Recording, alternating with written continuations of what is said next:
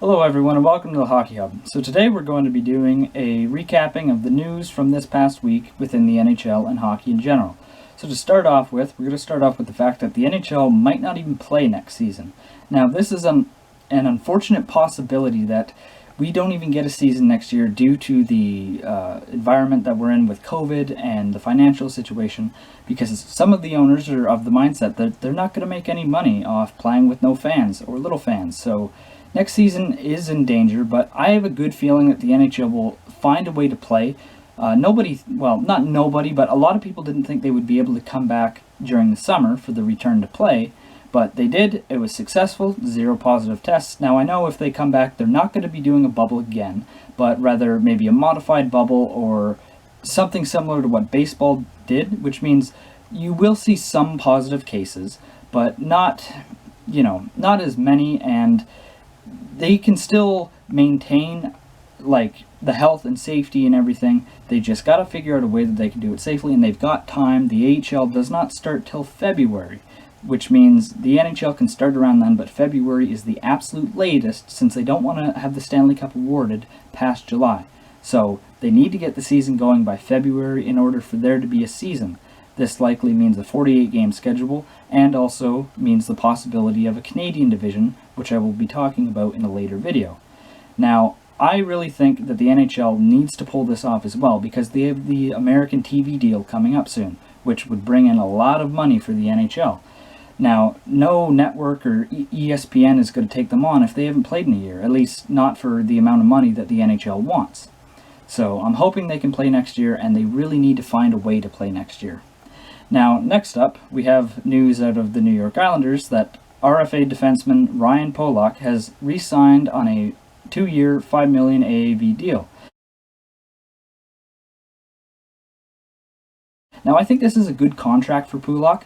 He brings a lot. He's a very underrated defenseman. He's a key guy for the Islanders. Him and Pulock are one of the best pairings in all of hockey. They're a shutdown pairing, and Pulock can provide some offense. I think it's a good deal, but the problem with the Islanders now is they only have $3.9 million in cap space to re-sign Matthew Barzal, and he's not going to re-sign for that cheap. He's at least a $7.5 million per year player. So Lou Lamoriello is going to need to find a way to move out some money in order to get Barzal re-signed. Now, our next bit of news comes from the Winnipeg Jets, which is why I'm wearing this jersey. Centerman Mark Scheifele, and in my opinion, their best player, has stated that he's fully recovered. He's 100% healthy, which is good news for Jets fans and hockey fans in general, because Scheifele is a great player, and it was a scary injury that we saw in the playoffs against Calgary. There were questions about whether or not he'd be the same, because the injury kind of looks similar to Erik Karlsson's injury from a few years ago, and obviously that's had its effects on Erik Karlsson's career in its own right. But Scheifele says he's 100% ready and he's good to go, and that should be great news for Jets fans and hockey fans alike. Now, earlier in the week, Detroit re-signed Anthony Mantha for a 4-year, $5.7 million per year contract. I think that's another really solid deal coming out of Detroit after we saw the Bertuzzi extension. Mantha is a very underrated player. He's a big power forward who can score goals, and he's one of Detroit's best players. And getting him for only $5.7 million is a steal. Steve Yzerman really knows how to negotiate contracts, and it's impressive. So I think Mantha is a big part of Detroit's future, and while that deal does walk him into unrestricted free agency, 4 years is a long amount of time in order to negotiate a new contract when it comes up. Obviously, they can't negotiate until the year before the contract is up, but just to see where the general direction of the team is going. So I think Detroit fans should be very happy with that deal, and Mantha should be happy with it as well, because it is a good paycheck, even if I think, in my opinion, he could have got more. But it's Yzerman, and he knows how to negotiate. Now, moving on to a later piece of news is that Ryan Strome, centerman from the New York Rangers, has also re-signed on a 2-year, $4.5 million extension.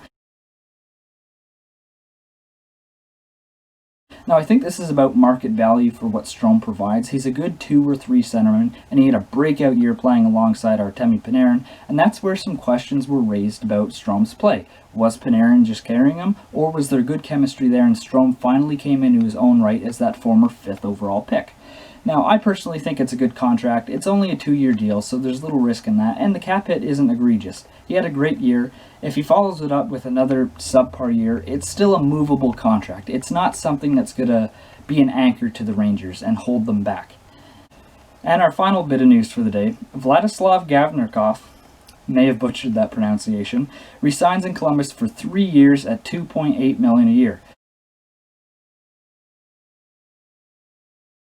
Now, Gavrikov is not a player that gets talked about a lot. Obviously, playing in Columbus is part of that. He's one of those players that kind of flies under the radar, but he's a solid player, and he's part of that solid Columbus team that's coached so well by John Tortorella.